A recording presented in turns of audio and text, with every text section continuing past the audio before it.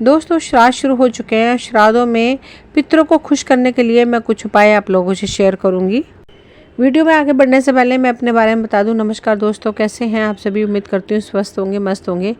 दोस्तों, मैं Veena Gautam, astrologer, vastu consultant और रेकी मास्टर। आप सभी का मेरे चैनल वीना जी की रेमेडीज़ में स्वागत है। अगर पहली बार आए हैं तो प्लीज़ चैनल को सब्सक्राइब करें ताकि वीडियो की नोटिफिकेशन समय समय पर आपको मिलती रहे। तो चलिए चलते हैं वीडियो की तरफ। दोस्तों, क्या पितृदोष से हमें डरना चाहिए? क्या पितृदोष एक भयानक दोष है? इन सभी का जवाब है नहीं। क्यों? इसके कई कारण हैं। यदि आपके कर्म अच्छे हैं तो आपको किसी से भी डरने की ज़रूरत नहीं है, किसी भी प्रकार के दोष निवारण करने की ज़रूरत नहीं। परंतु यदि आप गलत रास्ते पर हैं तो आपको सोचना होगा। ये मैं बताऊंगी कि पितृदोष क्या है। इस जन्म का पितृदोष, पितृबाधा का मतलब यह होता है कि आपके पूर्वज आपसे कुछ अपेक्षा रखते हैं या आप कुछ ऐसे कर्म कर रहे हैं जिसके चलते वे रुष्ट हैं। आपसे पुत्र और पुत्री की अपेक्षा है जिसके चलते पितृ और मातृ ऋण उतारता है जिसे आप पूरा करने में सक्षम नहीं है। पूर्वजों के कारण वंशज को किसी प्रकार का कष्ट ही पितृदोष माना गया है। दोस्तों, पिछले जन्म का पितृदोष क्या है? हमारे पूर्वज कई प्रकार के होते हैं। क्योंकि हम आज यहाँ जन्मे हैं तो कल कहीं और पिछले जन्म का पितृदोष कुंडली में प्रदर्शित होता है। जैसे गुरु और राहु का एक जगह एकत्रित होना। जन्म पत्री में यदि सूर्य पर शनि राहु केतु की दृष्टि या युति द्वारा प्रभाव हो तो जातक की कुंडली में पितृ ऋण की स्थिति मानी जाती है। लाल किताब में कुंडली के दक्षिण भाव में गुरु के होने में शापित माना जाता है। 7वें घर में गुरु होने पर आंशिक पितृदोष है। दोस्तों, यदि लगन में राहु बैठा है तो सूर्य कहीं भी हो उसे ग्रहण होगा और यह भी पितृदोष होगा। चंद्र के साथ केतु और सूर्य के साथ राहु होने पर भी पितृदोष होता है। इस तरह कुंडली में पितृदोष के होने की कई स्थितियां हैं। खासकर 9वें से पता चलता है कि जातक पिछले जन्म में क्या करके आया है। यदि 9वें घर में शुक्र, बुध या राहु है तो कुंडली पितृदोष की है। और अन्य कारण भी हैं। आपके पूर्वजों के पाप कर्म का आप भुगतान कर रहे हैं क्योंकि हमारे पूर्वजों का लहू आपकी नसों में बहता है। दूसरा शारीरिक है, जिसका अर्थ है कि आपके पिता या पूर्वजों में जो भी दुर्गुण या रोग रहे हैं वह आपको भी हो सकते हैं।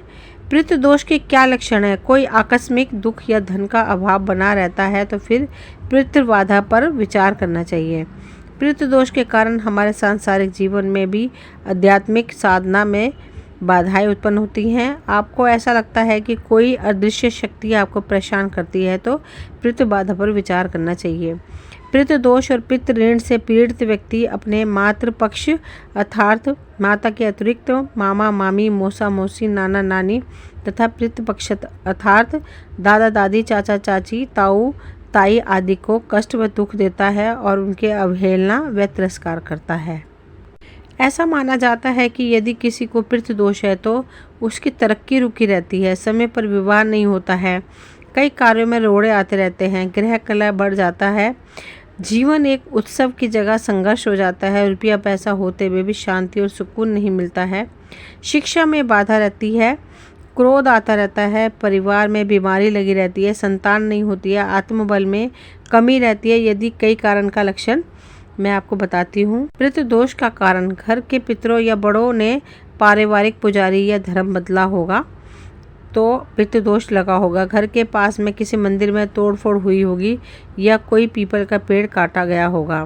पिछले जन्म में अपने कोई पाप किया होगा, अपने माता या पिता को सताया होगा, आपके पूर्वजों ने कोई पाप किया होगा जिसका परिणाम आपको भुगतना पड़ रहा है। आप किसी पाप कर्म में संलग्न हैं जिसके चलते आपके पूर्वज आपके रुष्ट हो गए हैं।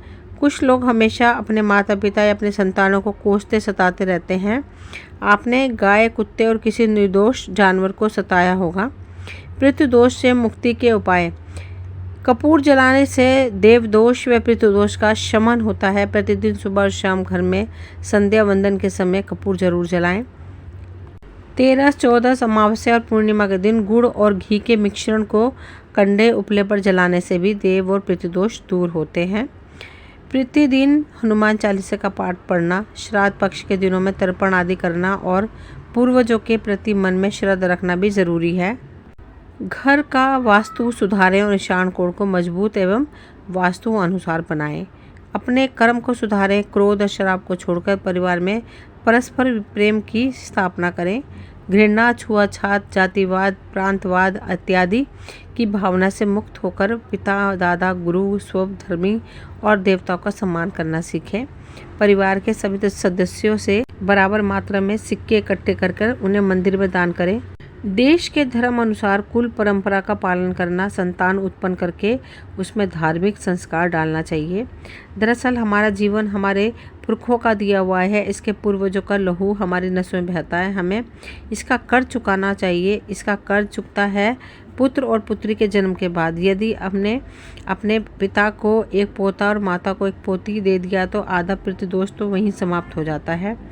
दूसरा, हमारे ऊपर हमारे माता पिता और पूर्वजों के अलावा हम पर स्वऋण, पूर्व जन्म का, बहन का ऋण, भाई का ऋण, पत्नी का ऋण, बेटी का ऋण आदि ऋण होते हैं। सभी का उपाय किया जा सकता है। पहली बात तो यह है कि सभी के प्रति विनम्र और समानता पूर्वक रहें। कोई चिड़िया, कुत्ते और गाय को रोटी खिलाते रहना चाहिए। पीपल या बरगद के वृक्ष में जड़ चलाते रहना चाहिए। केसर का तिलक लगाते रहना चाहिए। कुल कुटुंब के सभी लोगों से बराबर मात्रा में सिक्के लेकर उसे मंदिर में दान कर देना चाहिए। दक्षिणामुखी मकान में कदापि नहीं रहना चाहिए। विष्णु भगवान के मंत्र जाप, श्रीमद् भगवत गीता का पाठ करने से पितृदोष चला जाता है। एकादशी के व्रत रखना चाहिए। कठोरता के साथ प्रतिदिन हनुमान चालीसा का पाठ करना चाहिए। दोस्तों, ये थे पितृदोष के लक्षण और उपाय। मुझे उम्मीद है आपको ये वीडियो पसंद आई होगी। अगर वीडियो पसंद आई हो तो प्लीज़ लाइक शेयर सब्सक्राइब करें ताकि वीडियो की नोटिफिकेशन